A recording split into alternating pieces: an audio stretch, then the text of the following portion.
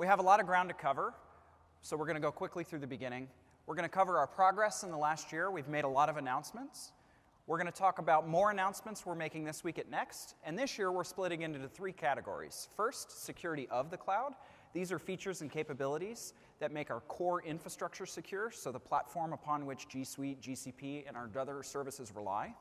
Next, we're making a bunch of announcements for security in the cloud. So these are the features and capabilities that you get to use as a customer to build secure applications and businesses on our platform. And finally, we have a new category of announcements called security services. And security services give you the ability to consume the best of Google, whether or not you're running your business, your application, or your services on Google Cloud. So you can consume these wherever you are. And finally, I want to make some updates about our partner and our ecosystem environment, which has significantly grown again this year. So without further ado, let's get started. Our mission here is to build the most trusted cloud. And the way we think about it is we think about reducing the unverifiable trust surface. So if you're an attacker, you want the attack surface to be as wide as it can possibly be, the most places you can attack vulnerabilities. And if you're a defender, you want the attack surface to be as small as it can possibly be. We took this same approach to try to build trust with you, our customers. So we talk about reducing the unverifiable trust surface, reducing the number of things that you have to implicitly trust about the things we say. And the way we reduce that trust surface is providing you transparency. We pull the curtain back about what we do and how we operate our business. So the way we do this is we first establish a secure, verifiable foundation, and I'll go through what that means in a minute. We deliver, we believe, unparalleled visibility and transparency into how we operate our platform. We verify what we say through trusted third parties. So we have auditors come in and shake the proverbial tree of Google Cloud security to validate what we're doing. Then, as you take over, as part of the shared responsibility model where you need to implement controls, we do everything we can to hear you and make those controls as simple as they can be so that you can provide your verifications to your stakeholders. And then finally, we keep investing. So we keep a keen eye on the threat landscape, and we continue to make deep investments in our security so that you can trust we're doing the right things going forward with you. So let's talk about our verifiable secure foundation. Our hardware is purpose-built and designed by Google Spec. It's custom-made. Underlying it is our Titan chip, which verifies the integrity of our hardware and our software stack. We remove all the unnecessary hardware and software to reduce the attack surface as much as we can. All the identities, users, and services are strongly authenticated as we move up the stack. Data stored on our infrastructure is automatically encrypted at rest, and we believe we're the only cloud provider that does this. And that data is also distributed for reliability and availability as you request from us. Our communications over the internet and between our data centers are encrypted by default. And finally, our operational teams detect threats and respond to incidents 24/7, 365. We are here. You are getting the benefit of a very large security operations and infrastructure team when you run on Google Cloud. But again, all those are statements that we've made. It might sound nice. At Google, we give you the tools and data you need to be able to verify the claims that we make. Whoop, we're going forwards. 1 second. If we could go back a few slides, please. Back one more slide, please. And forward 1 slide. Great. So we provide, we believe, unparalleled visibility and transparency. And we do this in 4 ways. First, we give transparency into our operations. So we've got extensive documentation on our infrastructure. We've got white papers about our design choices for how we did encryption at rest, in transit, how we do data deletion. And we invite you to read those white papers. It gives you our philosophy on how we've designed our security, and we hope you believe in that philosophy and can choose. We believe we provide the most extensive documentation about our design choices for security. Next, we document the processes we follow for government and legal enforcement requests.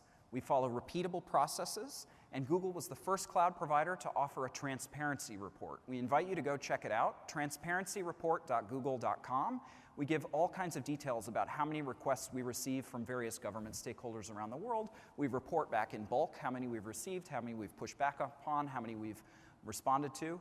And we also report really great things we think are great in improving the internet, like the amount of encryption on the internet overall that we see across Google services. Third, we contractually detail and commit to how we operate on your data. So this isn't claims we're making. We are accountable for these things in contracts. So this includes things like processing restrictions, data deletion, incident notification, and the security measures we're talking about today. We are accountable in our contracts with you. And finally, we offer access transparency. We're the only cloud that provides you with a detailed account of who in Google has accessed your data, what they did and why they did it, and we have 3 announcements to talk about that I'm very excited to share with you.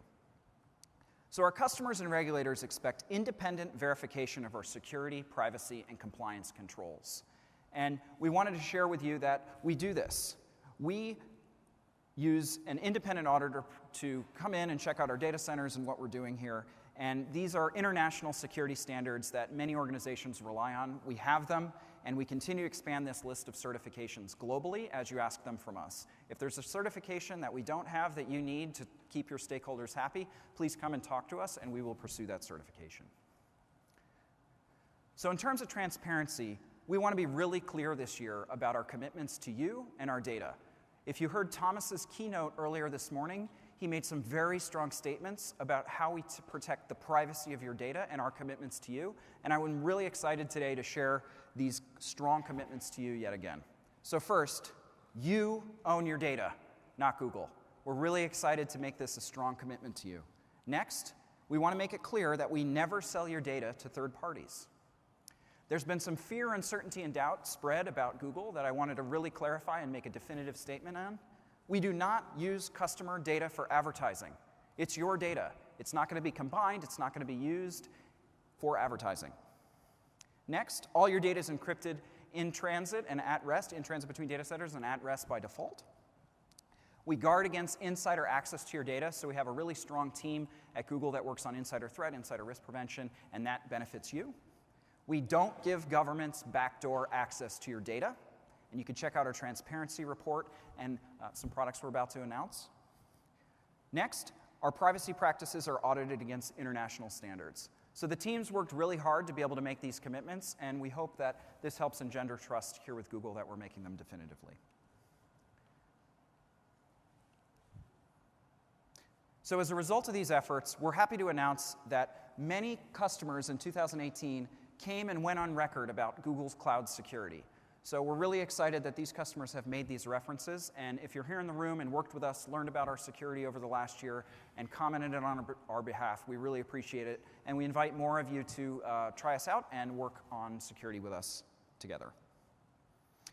So enough from me. What I want to do is bring up a colleague, Colin Ahern, who's the Deputy Chief Security Officer of New York, who's part of New York City Cyber Command. Come on up, Colin, and tell us a little bit about yourself.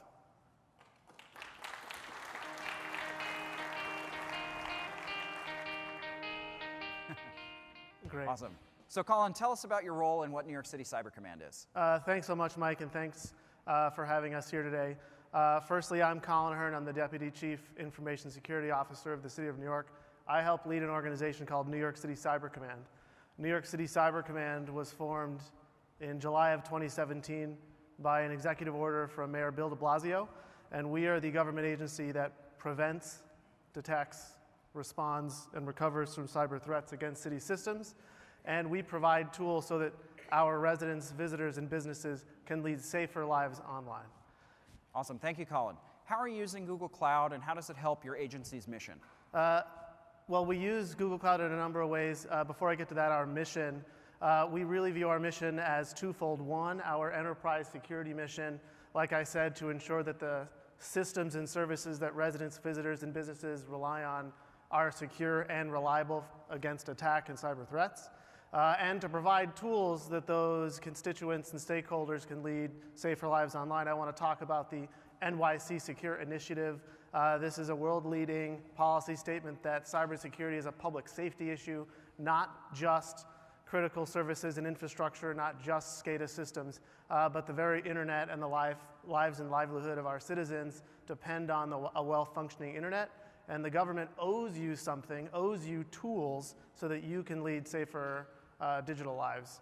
We have a couple of flagship initiatives under that policy. One is the NYC Secure app. It is a enterprise-grade mobile threat detection app which respects your privacy. It's available in both the iOS and Google Play stores. To learn more about that app and how it respects your privacy, the ways in which it can enrich your life online and help you secure your mobile device, visit nyc.gov/cyber.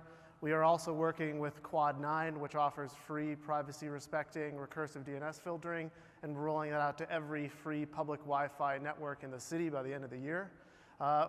Also, if you read the Wall Street Journal Thursday of last week, our agency partnered with Manhattan DA Cy Vance, the commissioner of the New York City Police Department, James O'Neill, to launch the Cyber and Critical Services and Infrastructure Initiative. And that is a locally oriented cross-sector critical services partnership, which at the local level is designed to break down barriers and ensure that our services are secure against cyber threats. And awesome, and Colin, thank you. So tell us a little bit more specifically about how Google is a strong part for NYC, NYC3, and how you're using Google Cloud. For sure. So for those of you that have been downstairs at the public sector booth, you might have seen our demo. New York City Cyber Command, like I said, is a government agency formed about 18 months ago. And we deal with a number of important problems in cybersecurity. One of those is a cybersecurity data problem. We have a lot of different security data in a lot of different places in a lot of different formats. And our secure responder environment is run on Google Cloud. Our security data pipeline uses Google Cloud Platform tools such as Cloud PubSub, Apache Beam, which is an open source data programming model that Google offers as a managed service in Cloud Data Flow, BigQuery, and other things, so that we can ensure that the right data gets to the right analyst or analytical process at the right time to defend against cyber threats. Additionally, we are implementing Beyond Corp style architectures in our own service offerings that we provide to agencies and stakeholders throughout the government.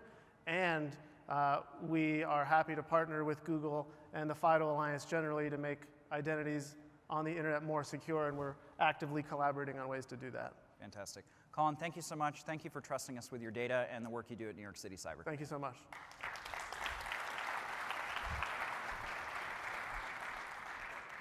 Great. So now that you've heard about our customer progress, what we're doing to enhance trust, we want to get into our products. But before we start with the announcements, we want to remind everybody that in 2018, we've made 70 new product or product enhancement announcements. So product enhancements like going from beta to GA for existing product. We've invested heavily in the last year, and the result is more tools and services that you can use to secure your business. So this week at Next, we're making 30 additional product announcements. Without further ado, let's get started.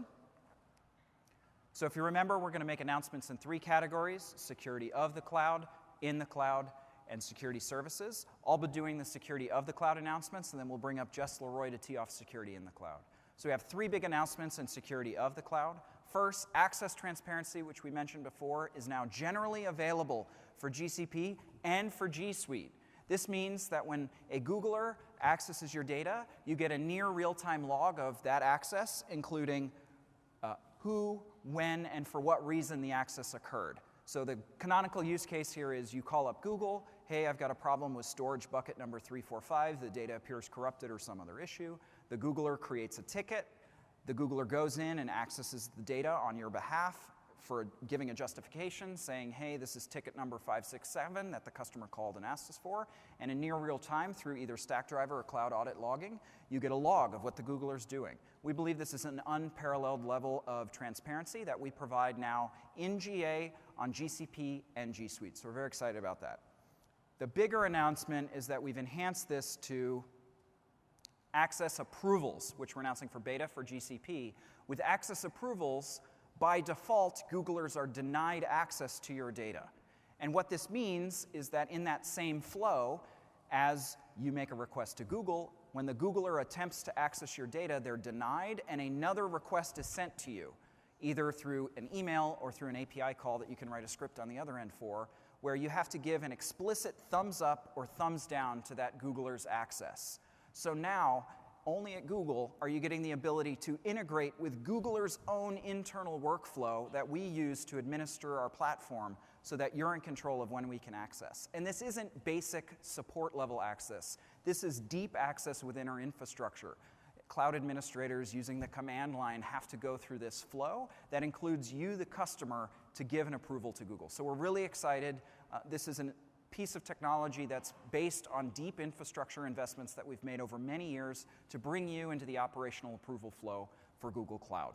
And we're really excited for that. So with that, those are our announcements for security of the cloud. I want to bring up Jess Leroy, who's going to make some announcements for security in the cloud. These are features and capabilities that help you with your part of the shared responsibility model. So with that, let me bring up Jess Leroy. Oh, there you go. All right. So for security in the cloud, the very first thing that we're going to talk about is the Cloud Security Command Center. The Cloud Security Command Center will provide you with a single pane of glass that'll give you visibility across everything related to security in GCP. So we give you a full accounting of all of your resources, and then from there let you apply security analytics and threat intelligence to everything inside of your GCP environment. We're going GA here at Next. There was a very full-featured alpha, full-featured beta before this, but there are a couple of things that I wanted to mention, particularly within the context of the GA, that are new. One is that in our beta, a lot of our customers asked us for more export mechanisms into the tools that they use on-prem or in other SaaS solutions. So we've added new export mechanisms. One that customers seem to be particularly excited about is a custom Splunk exporter, which allows you to customize all of the exports out to your Splunk instance. The second thing I wanted to mention is new third-party threat intelligence. So we integrate threat intelligence from all over into the Cloud Security Command Center. A bunch of new vendors that are participating now are Tenable, McAfee, Cavern, Chef, Calvio, so a bunch of new providers that we can take threat intelligence in from. And then lastly, some new first-party integrations. So we continue to integrate more and more GCP services and solutions into the Command Center. That's a trend that you should expect to see continue from us. We've integrated cloud audit logging, access transparency logging, and all of the new things that you're going to hear about in the next half hour. All of those services feed up through the Command Center as well.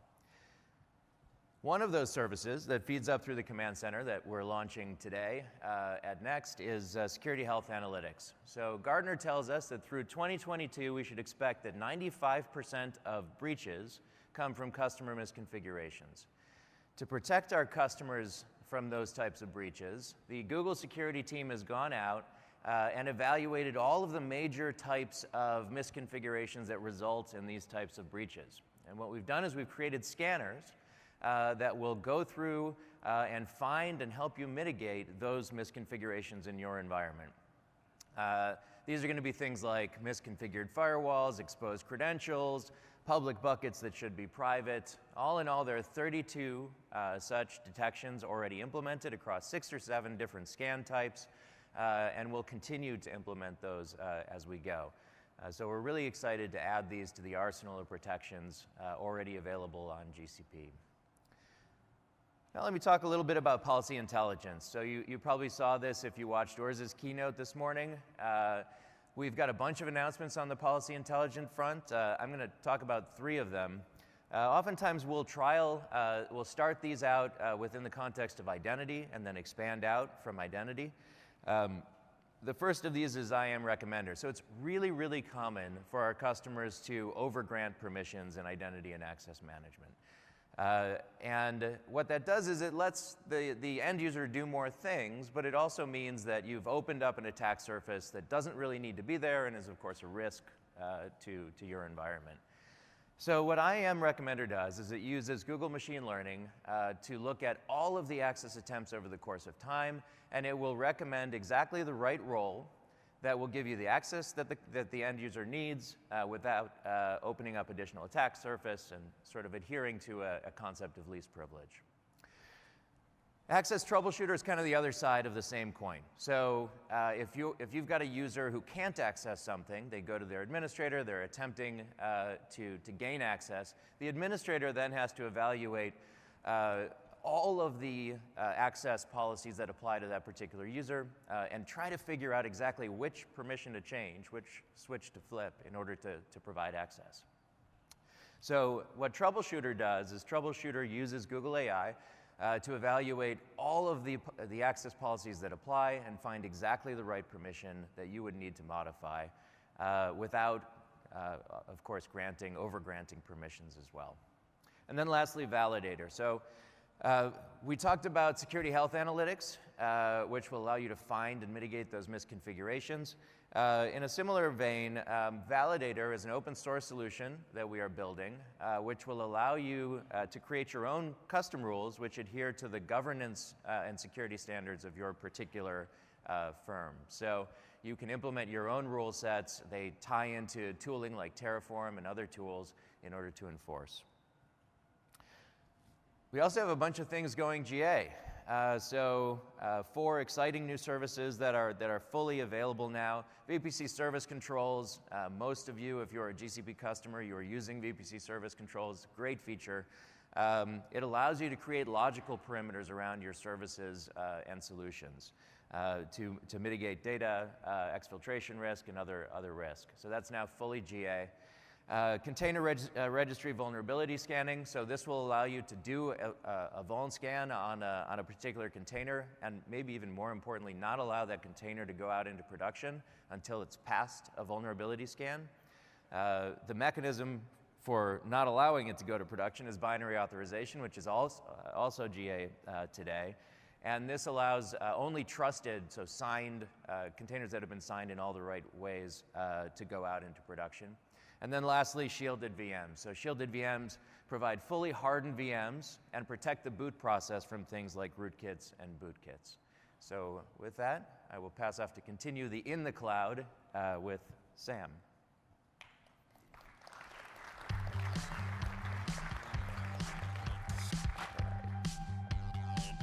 Thanks, Jess.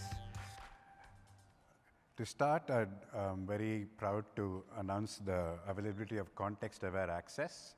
This is available in beta for G Suite and available in general availability for web applications, which you put behind identity-aware proxy.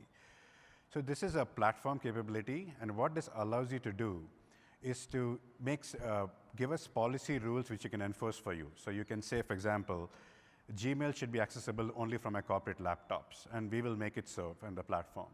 Or to give you another example, let's say you have a bug system which you want to project out to some contractors who are in a remote, working from their own office. You can have a policy saying, let my bug system be accessed by these contractors, but only from their office and only if they have strong authentication, and the platform will make it so. It's also part of API access, VPC service controls.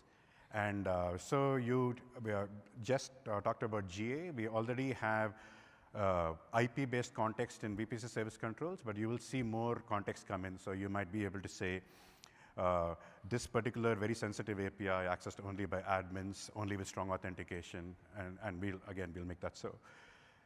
This is really part of what you might have heard as Beyond Corp or Zero Trust. This is an approach where you basically account for the fact that the world is becoming more and more perimeterless. And so this is an area we're investing in. And if you want context-aware access, if you want to know more, Airbnb spoke already or is speaking right now. And you can see what their experience was. Talking about Beyond Corp, I'm very proud to announce the Beyond Corp Alliance today. It's an alliance of companies who want to bring their context together to improve security for you, the customer. And from our perspective, I just described how you have these access control points in our platform, which allows you to specify rules by device and identity, like this person and their device should be well managed, and so on. And we have these partners who have deep knowledge about device status. And so from our perspective, we think there's a synergy where, for example, let's suppose you're using Palo Alto Networks for managing security of your laptops and mobile. So you might be able to say a policy like, my Gmail should be accessed only from corporate laptops, but only if the Palo Alto gives a thumbs up saying that the laptops is not vulnerable. And we will be able to enforce that. With that background, it's my privilege to invite Adam Geller, SVP of Product at Palo Alto Networks, to join me on the stage.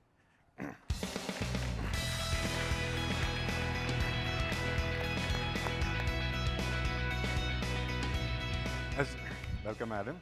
As you folks all know, Palo Alto is a leader in security and also a thought leader in this space.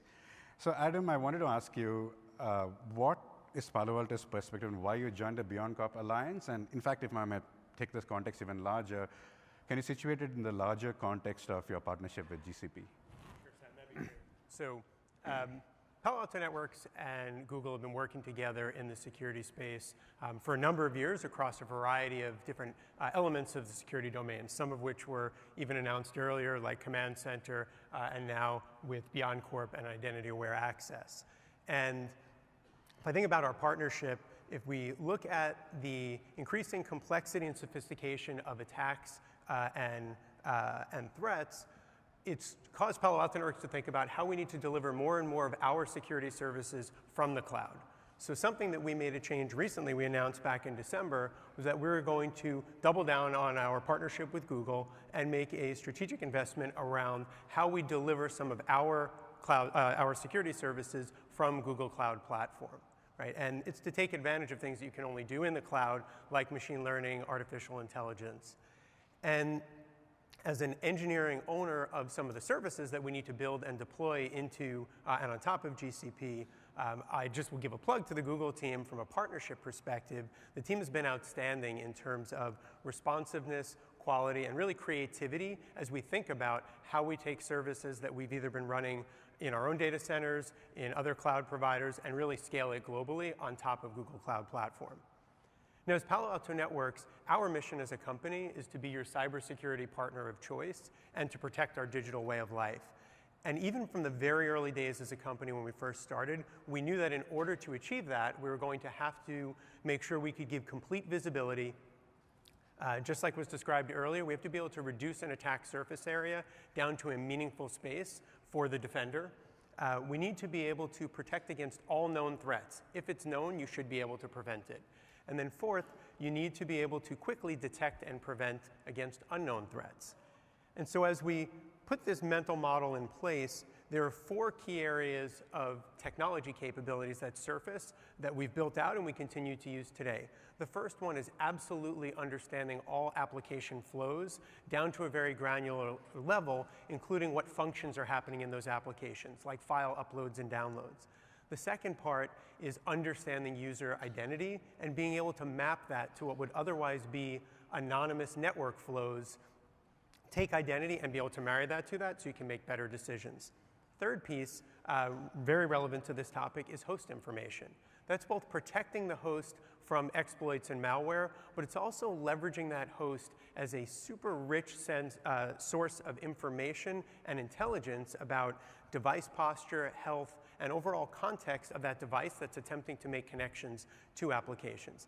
And then the fourth piece is actually looking at deep packet inspection and looking at content flows. So you'll be able to dig very deep, even into encrypted flows, and understand, is there malicious content in here, is there sensitive data, and how is it being moved and how is it being protected.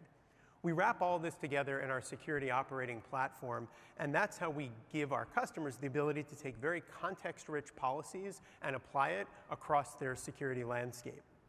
So naturally, as customers make a journey to the cloud, like you're doing with Google, we want to be able to apply those same capabilities. So in GCP, that might mean leveraging our VM series or traps to provide a context-based policy that says maybe only the developer group can access the internet to pull down content from trusted sites, and the content that's going to come down will be inspected to make sure that it doesn't have many malicious binaries in it. Might leverage our Redlock service to do full and continuous compliance monitoring and scanning of all of your Google Cloud Platform workloads. Or it would leverage our Aperture SaaS service to be able to do full DLP and content classification of data coming in and out of G Suite and making sure that sensitive data isn't accidentally exposed. And so if we sum all of this up, there's a tremendous number of similarities between our Zero Trust approach and Google's BeyondCorp approach. And that's why we were pleased to join up with Google in the BeyondCorp Alliance. So we think that if we can take all of this context-rich information that we have, we can allow our customers to leverage that in anywhere they're accessing Google BeyondCorp IAM protected assets like GCP, like Google API services as well as G Suite. And so we're looking forward to continuing the partnership. We're working through the technical details of that integration, and please stay tuned for more over the coming weeks and months as we figure it out. Thank you so much, Adam. I think there's real synergy here. I'm really looking forward to the kind of value we can produce together.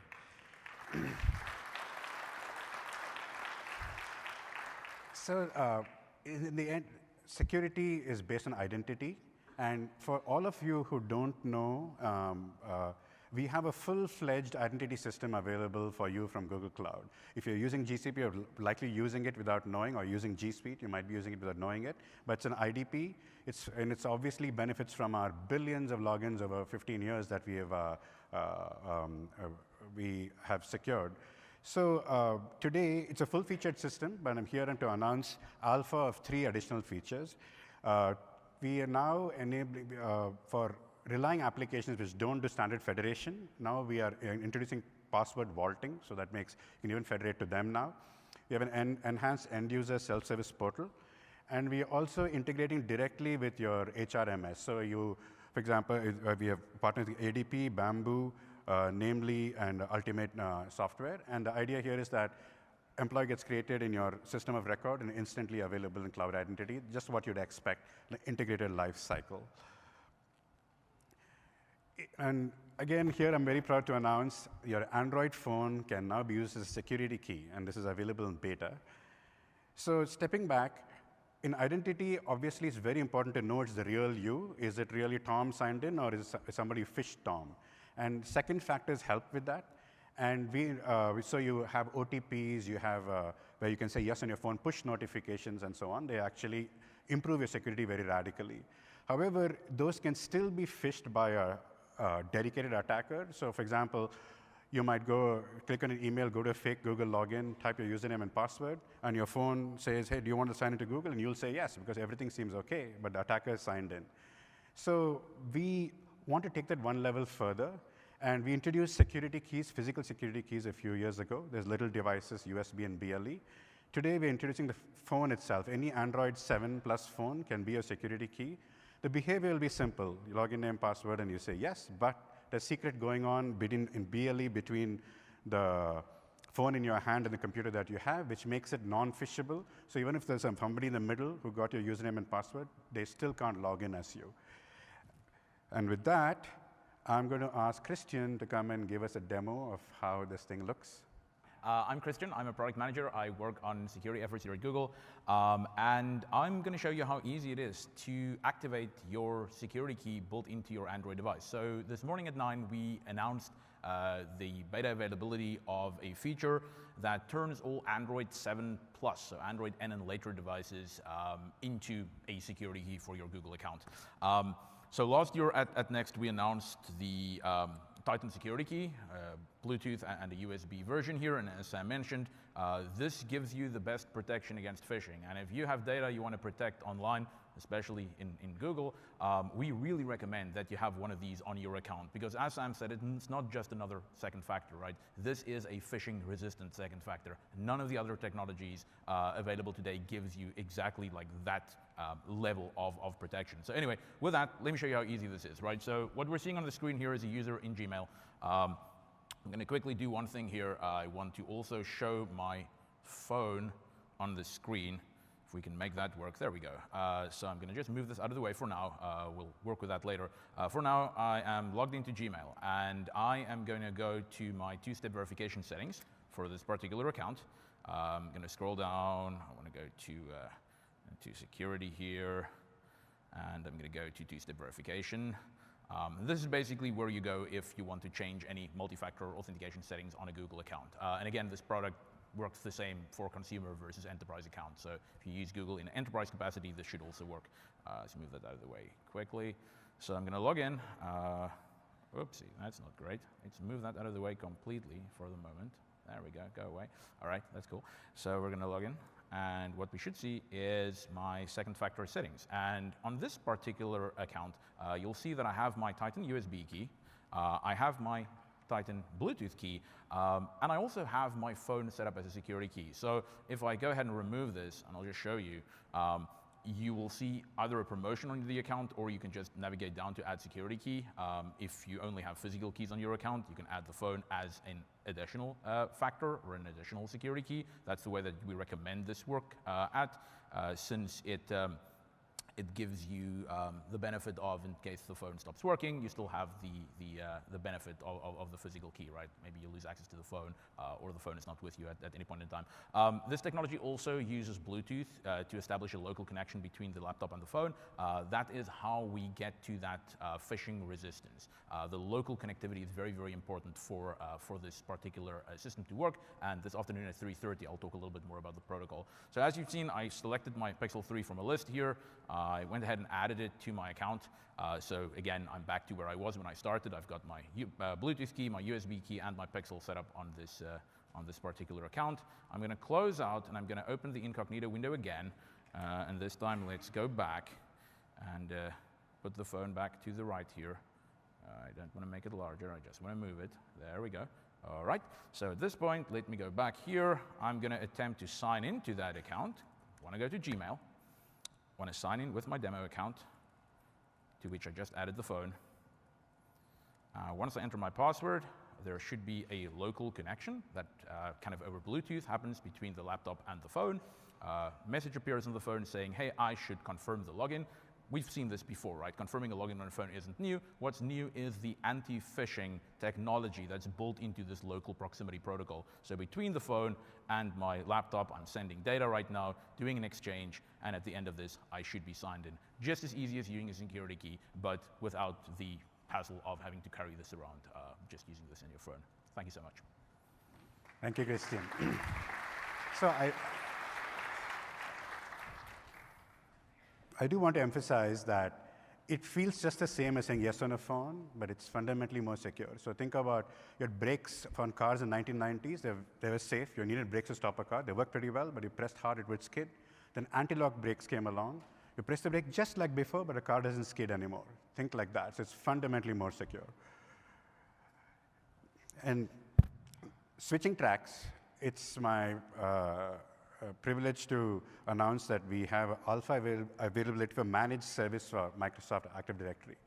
So we realized that in the enterprise, Active Directory plays a very central role. And when you come to Google, we already help you. We synchronize identities to our cloud identity system, for example. But we also recognize you might want to run Active Directory on Google, for example, for Windows containers, Windows workloads, or other things which need Kerberos and so on. So now we offer you a managed service. We take care of all the security and reliability stuff. So high availability, disaster failover, backup, auto updates, firewall rules, making sure your super admin credentials are properly stored in the vault. All of that we take care of. It obviously can work with your on-prem. You can basically extend trust from your on-prem domain and so on. And so basically, it's Active Directory without the hassle. And this is, by the way, the Microsoft software. So it's 100% compatible with what you're doing. And with that, I will ask Reena Nadkarni to join me and to come over and tell us about G Suite. Reena.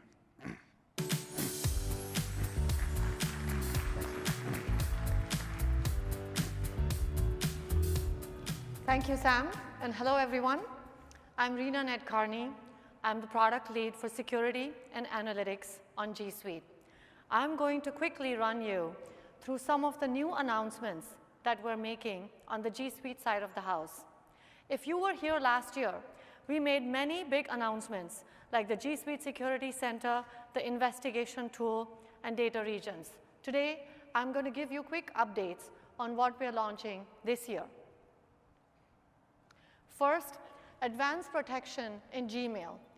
Advanced phishing and protection in email is really important because email still remains to be the #1 attack vector for your organization.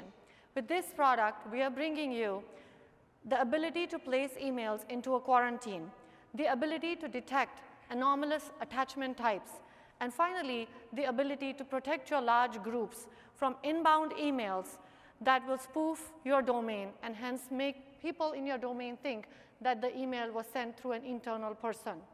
We also have the security sandbox feature, which sort of mimics a real user opening an attachment in a virtual environment, and that significantly reduces the risk of your email attachments.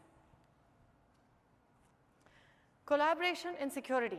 If you look at how admins address their security journeys, it is super archaic. It's almost like they're emailing attachments back and forth. With collaboration and security, we are bringing G Suite style collaboration into the admin user journey. A quick example. If I come in early in the morning, take ownership of an investigation, and then Mike comes in later, I should be able to share just the investigation with him so he can follow along and see what I am doing with this. And that is security collaboration for you. Automation. We also allow you very easily to create rules and actions to be able to automate things in the security investigation tool. I talked a little bit about data regions. Most people do not want to locate their data in a specific area because G Suite's centralized cloud architecture reduces latency and protects your data with geo-redundancy. However, some customers do want to have control over where their data is stored at rest because of regulatory purposes. And data regions allows you to do just that. This year, we're also covering additional products like forms and sites, and also adding backups into our data regions offering. We also have two new device level controls. The first one has to do with file stream. So when the data between your device and the servers, we are giving admins control over that file stream. And we're also announcing two new partners for our endpoint security partner management. And those are Lookout and Symantec. This allows you to be able to get other harmful signals that can then be fed into the security center, into context-aware access and such. So I have just told you about G Suite, where we're looking at the entire journey of the admin, from prevention to detection to remediation. We are hyper-focused on this admin security journey. And with that, I'm going to call Sam Lugani on stage to give you a demo of Admin Collab. Thank you.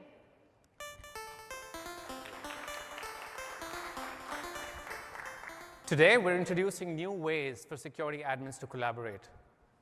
Now, G Suite excels at user collaboration, but if you look at the admin world, it's still quite archaic. We're still sending screenshots to each other. We're taking what G Suite does really well and bringing it to the admin community.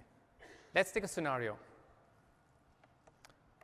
I'm the admin of this domain, Inc42, and I receive an alert that this device has been compromised.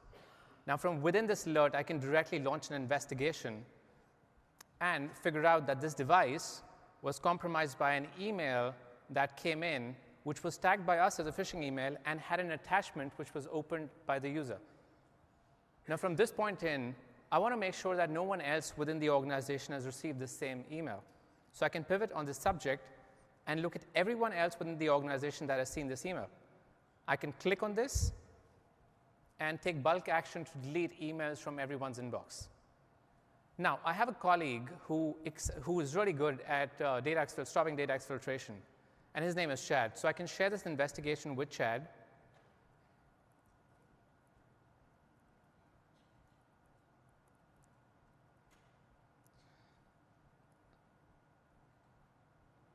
And ask him to take care of data exfiltration.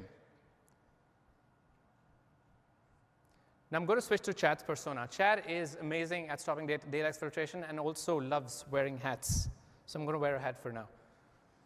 Now Chad, I've sent a message to Chad that, look, I've deleted malicious emails. Can you take care of data exfiltration? Now from within the email, when Chad opens this investigation, Chad is at the exact same place I was. Chad knows that this device has been compromised. Chad also knows that I've deleted all these malicious emails from user inboxes. So at this point, Chad can pivot on all these users and look at if they've shared files externally outside the organization. And a lot of files have been shared. So now Chad can order these file permissions and limit access in a few clicks to within the organization. And it's as simple as that. We're very proud to introduce G Suite style collaboration to the security world. The betas are now available for sign-up. With that, I'd like to call Jess back on stage to talk about security services. Thank you.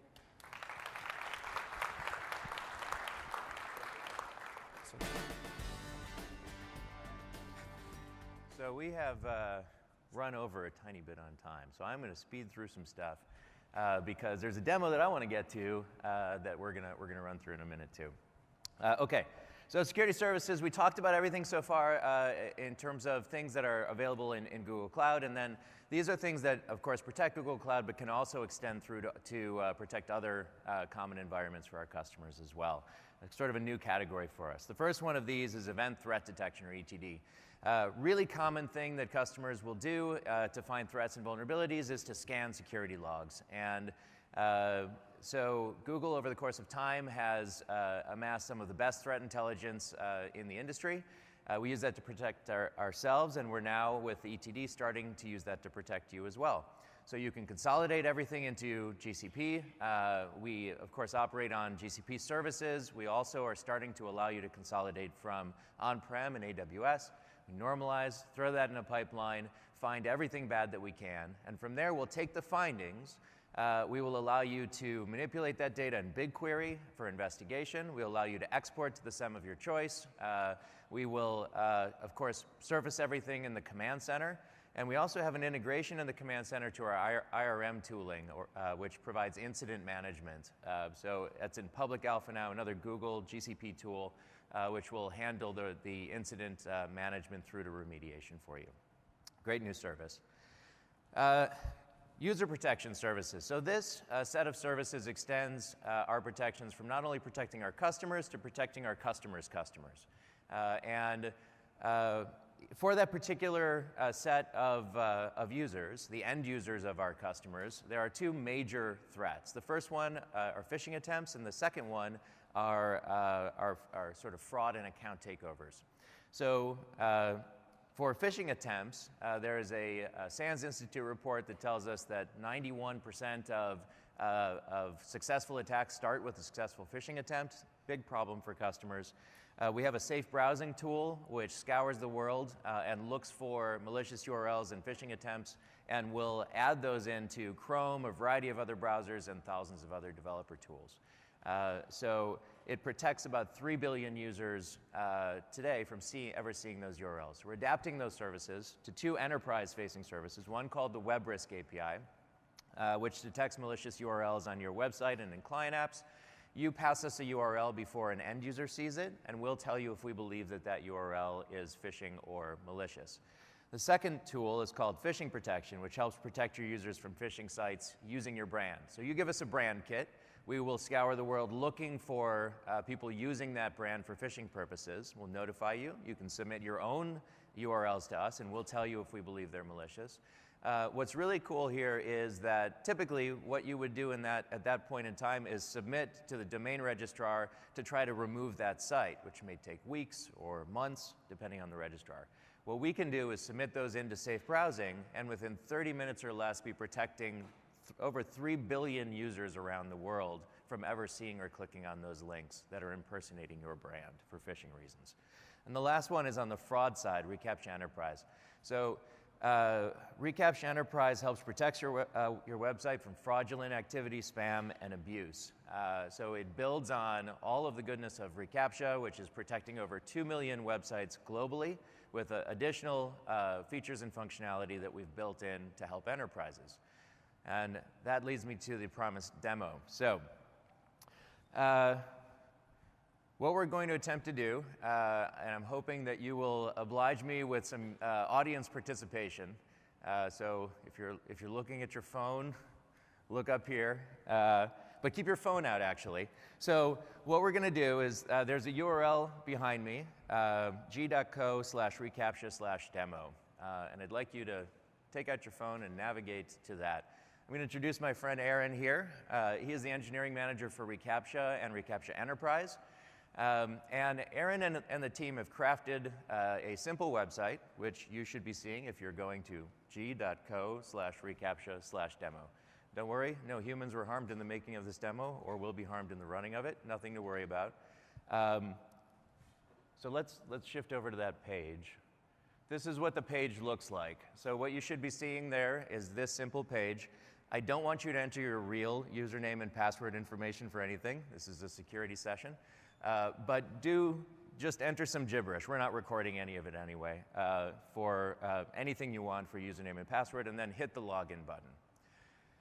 So while I give you a second to do that, what's happening behind the scenes is that we have implemented reCAPTCHA Enterprise against this site, and we are evaluating all of the transactions as you are entering your information and hitting login.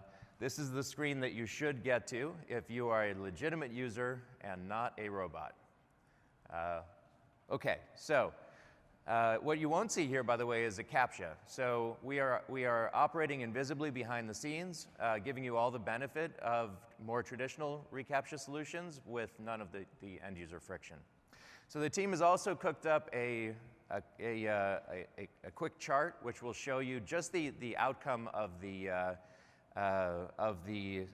scores that we get. So the reCAPTCHA Enterprise score is much more granular. It's a 10-point system. And what we're doing is, here, let's switch over there.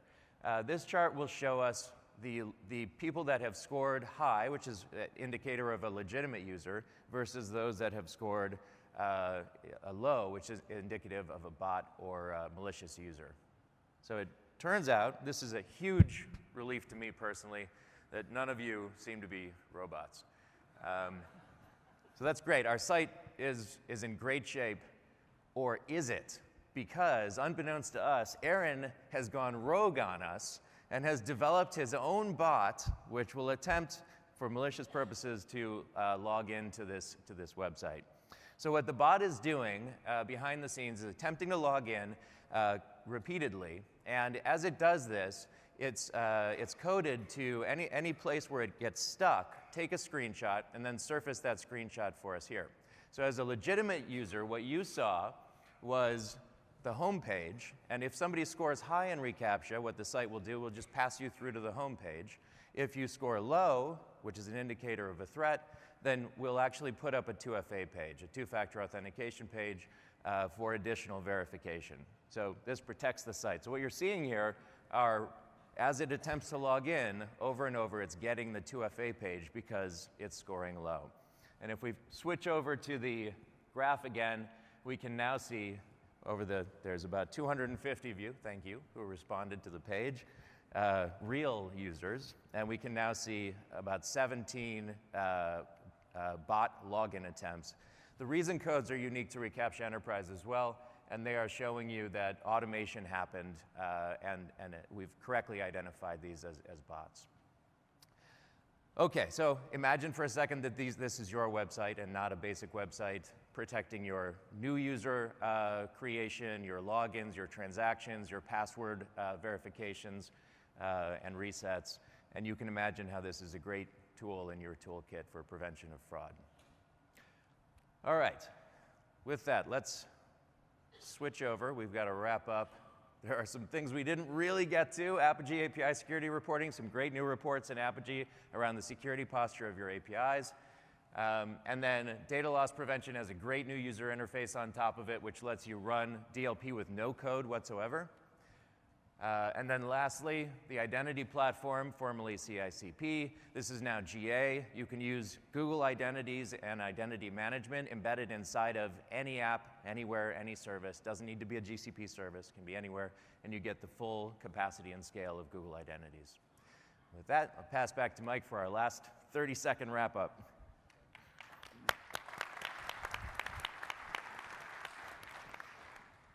Thank you, everyone. I hope you enjoyed the demo. We want to quickly announce that, like we did in 2017, in 2018, we doubled the number of security partners that we have. As you come to Google Cloud, the vendors you already rely on and are tooled against are available. Many of these partners are now also customers of Google Cloud, and we hope their validation of our security validates your trust in us. So I won't go through the summary. We had a lot of announcements. There's announcements in GCP. We have a huge session on container security services. We hope you pay attention there. We believe we're a leader in container security. Identity and access announcements, G Suite announcements. We had over 30 announcements this week. If you want to hear more, if you want to see more, if you want to see more demos, we have 8 more security sessions. Thank you for joining us today. Stay secure, trust but verify, and have a good rest of the conference. Thank you.